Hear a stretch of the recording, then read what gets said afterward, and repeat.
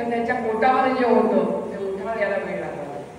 ज्यापासून राष्ट्रीय स्वयंसेवक संघाची स्थापना झाली त्यापासून या लोकांनी कधी तिरंगा झेंडा फडकवलेला नाहीये. अनेक वर्षानंतर तो तिरंगा नागपूरमध्ये फडकावला गेला.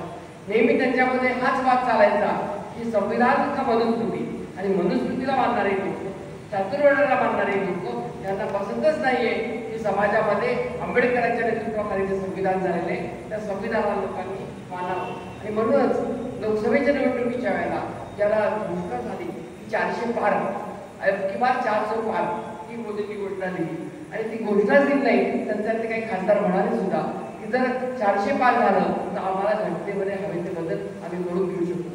पण आपल्या भारतामधली जनता एवढी शहाणी आहे की त्यांनी ताबडतोब आपलं मतदाराचं जे ट्रेंड आहे तो बदलून त्यांना 320 वर आणून ठेवलं आणि त्यांना दाखवून दिलं तुमच्या म्हणण्याप्रमाणे सगळं होणार नाही, जनतेला या देशात हात करतो.